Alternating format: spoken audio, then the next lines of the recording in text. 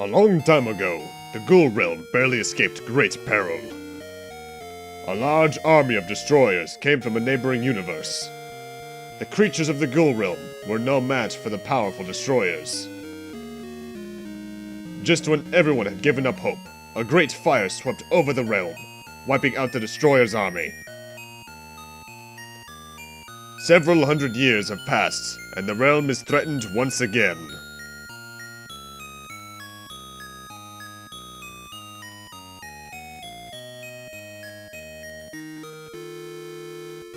God, what a generic plot summary.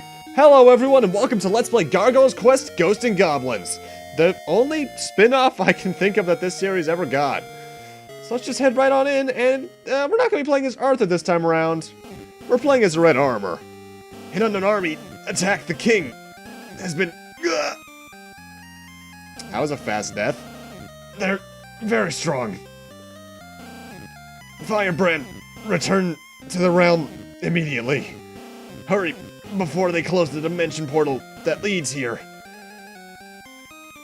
And it begins!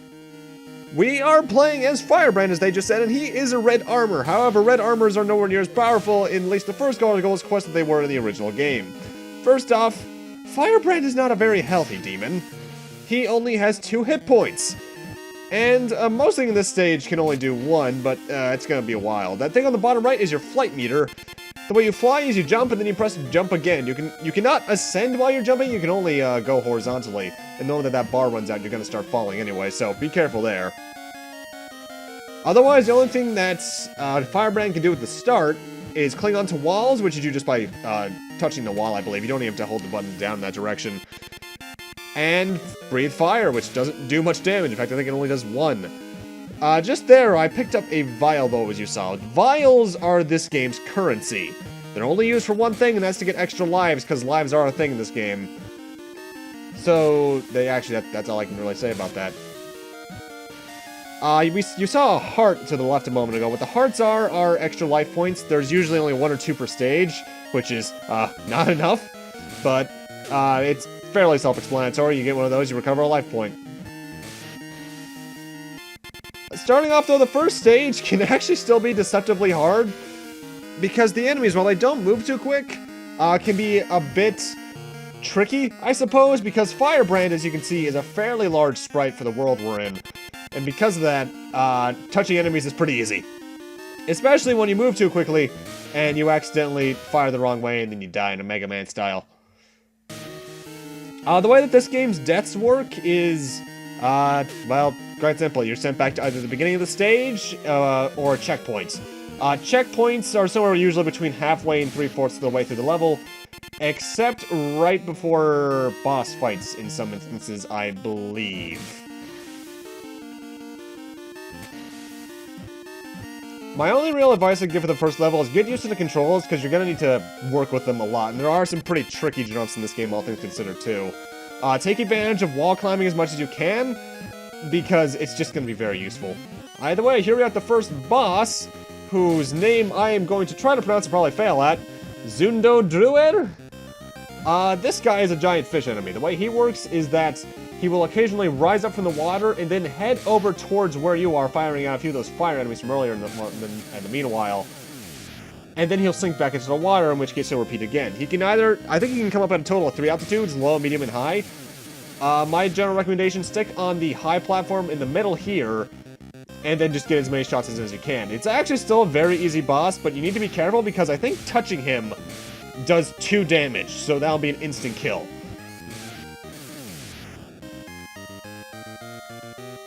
And that's all I have to say about this. Also, you might be wondering why the game's in grayscale instead of, like, Super Game Boy colors. I guess this game just didn't have Super Game Boy colors programmed in or something, because I tried to make it work and nothing was going on. And that's the first boss.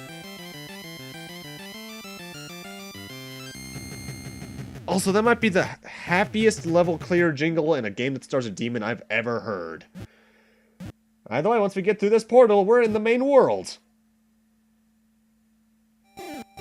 You passed through the dimension portal and reached the Ghoul realm. This is the odd thing about Gargoyle's quests. All of the games in general, really. They have a bit of an overworld system similar to Dragon Quest, aside from the third one. And there's random encounters on them. Random encounters only give you Vials, which, as I mentioned, is only good for buying one thing later on. Well, one thing throughout the game, rather.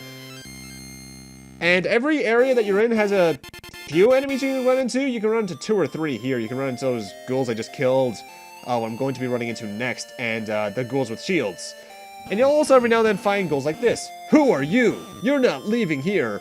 These are basically random encounters in forced encounter points. I'm going to be editing out every time we're not facing a new enemy in a random battle. However, I'm showing every single forced encounter like that. Because you do technically need to do it. And you get Vials for beating all the fights. I believe the most Vials you can hold at any point in time is 64. I don't know, it's not worth grinding for them, honestly. On the menu screen that you saw there, you have talk, use, level, and check. You'll be using most of those throughout the game. The only one that you never really have to use is level, which basically just shows your status screen. It'll show, like, your equipment and such that you've gotten throughout the game. Check is basically the same thing as in the Dragon Quest games. You check the ground below, and that's how you can grab some items from below you. Talk is pretty self-explanatory, as is use. And now we have the mermen, I guess. These guys are particularly dangerous because both touching them and getting hit by their bullets is 2 hit points. So that's an instant kill for me. The one saving grace is you're not supposed to run into these guys until later, so that's what's going on there. Also, weird little quirk with this game. Say in a case like that, where I killed all the enemies in the stage, but their bullets are still on screen, the fight won't end until the bullet leaves. I don't know why, but it doesn't. With a lot of the random encounters, you should fight them enough to the point where you actually can get a good solid pattern down on how to fight them. Because they're all pretty simple outside of one, I would say. And even debatable whether or not that's a random encounter. Either way, as you can see on screen a moment ago, we have our first town. Towns in this game are basically checkpoints. If you find the essence of the soul stream somewhere in the realm, the wounded can be healed. I'll rarely take advantage of that. Firebrand, you finally made it! With the talisman of the cyclone, a damaged body can be revived. I should mention talismans of the cyclones, basically extra lives. This here is the resurrection spell area. Most of these are where you'll be revived in the case you get a game over, or die in the world map it too. But what these are your password huts, basically. You come in here to talk to the guy, he'll give you your password. Nothing too complicated there. And then, I forget if I showed off here or not, but the other building in town, most of us have been defeated. Some who were revived are hiding here. I guess I'll continue on that topic in a second. When they were attacked, the Baron Jark lost the Gremlin stick given him by King Darko. And by the way, this game's translation is horrible. Right there below me, it looks like a vial, and in this case it is, but these are what all the items on the ground look like. They look like vials. You can find all sorts of stuff on the ground, vials, extra lives. In fact, that's about it. Jark is gifted with second sight. Seek his advice. What this house is fairly important. There's basically one of these in every village in the game, a few notwithstanding. Exchange 8 vials for 1 talisman of the cyclone. Basically, you can spend vials here to get extra lives. The price increases as you go through the game. Here at the start they're 8, then they're 16, 32, and eventually 64. But stockpile as early as you can. Black light. Even a resurrection spell can't help if you are touched by its darkness. What? I don't get it. Either way, let's go talk to the Baron around here, I guess. This is the room of the Baron Jark. I'm gonna steal his shit. I stole his shit. Astaroth? I'm Jark. I'm afraid I can't help you. Without my gremlin stick, my powers are very limited. If only I had it back. Yes? You'll do it? Great. This is the fingernail of the Spectre. When you have it, you will become light and be able to fly higher. Basically, it increases your jump height, I think from 2 tiles to 3. Also, if you couldn't tell just by that conversation alone, this game doesn't really talk to you about how quests are done, it just tells you the objective, and then you get to say yes or no. Kinda silly. Help me. You aren't one of them, are you? I was so scared. Our attackers went east. That'll come into play eventually, I think. Welcome to the bridge. There's a few of these throughout the game, and in this case you really want to be careful because touching both the lava and the lava pillars will kill you in one shot. These are here to, in more cases than not at least, barricade your progress for a bit, because you need the Claw of the Spectre to jump high enough to be able to get through this area. The only time you don't technically need it is with these spikes right here. You can technically invincibility frame through them. But you need the Spectre Claw to even get this far, so oh well. And if we look over here, I believe this is a Talisman of the Cyclone. I should tell you that not every item is going to be marked clearly like that. Like in the case I'm about to show off, there are 2, maybe 3 items in the game that are just hidden in the world map with no sprite representation. Like here we have a Vial. I guess it's there to be hidden, but there's no real point to it. And welcome to Gremlin Tower, our next major platforming sequence, and depending on your skill level, this could possibly be the hardest level in the game in terms of just pure adaptation. Because there's a decent chunk of enemies here that can do 2 damage, and a decent amount of times for you to get hurt. The best strategy I can give you for this place is take your time, because there's a lot of things that can surprise you if you're rushing too fast. Grab as many vials as you can, and watch out for the damn flies. Thankfully, one thing I can say about Firebrand's control is that he is much better than Arthur could ever hope to be.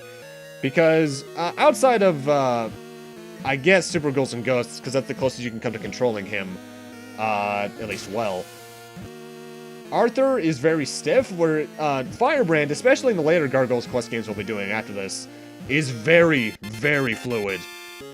The flight especially just works so well. He weighs a bit much. His jumps both feel a bit floaty and a bit weighty. I don't know how you can manage to do both, but somehow it feels like they did.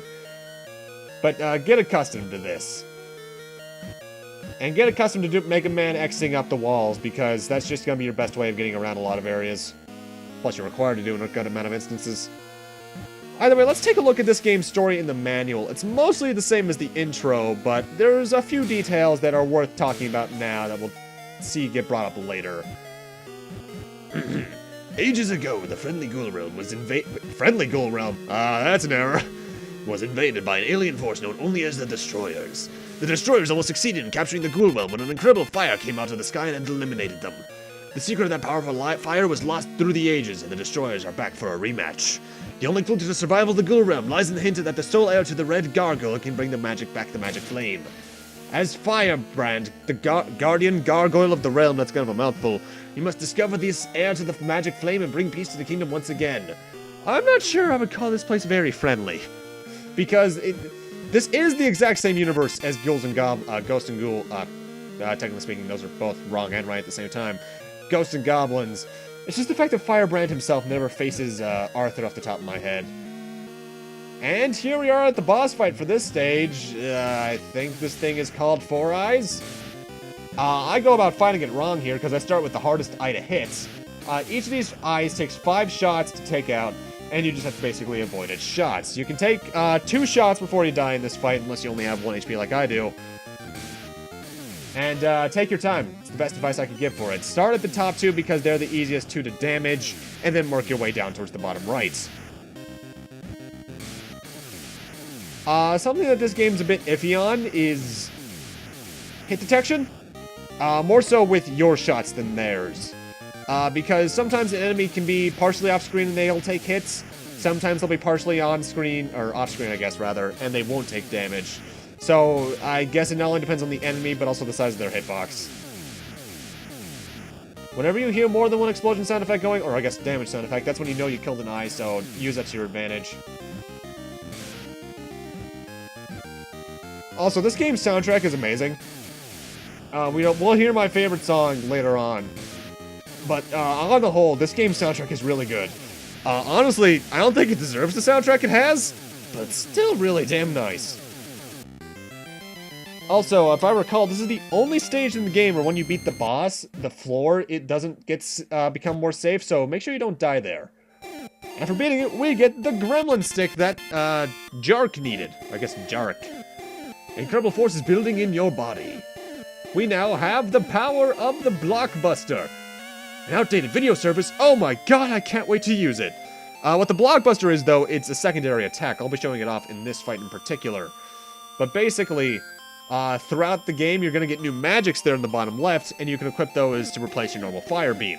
A Gargoyle! Coming so far is impressive. But here you die. So if we pause the game here in the menu, we can now press right to select the Blockbuster and fire it out. It does, I believe, 2 damage as opposed to the normal fires 1, and it can break certain blocks. You can also have more of them on screen. Because a limiting factor with a few of the techniques in this game, namely the first fire, is that you can only have a limited amount on the screen at a time, and the first fire can only have 1. Either way, since we have the Gremlin stick, let's go give that back to Jark. Hello, Jark! That's it! I owe you my happiness! Let's use it on him, I guess. Yes, I can feel my power returning. Oh no, I see the king enveloped in flames! Firebrand, hurry up! Take this candle of the poltergeist to King Darkone. You have the candle of the poltergeist. Or would it be King Darkone or Dark 1? I guess it doesn't really matter. Well, that's the first village wrapped up. This game's story is very, very weak, as you'll discover as we go through. But with that, I'm going to end this off here. Thank you guys for watching, and in part 2, we'll be meeting back over the bridge, by the way, just because I wanted to never come back to this section again. And then we'll be heading on into a new cave so we can head towards King Dark One. See you guys then.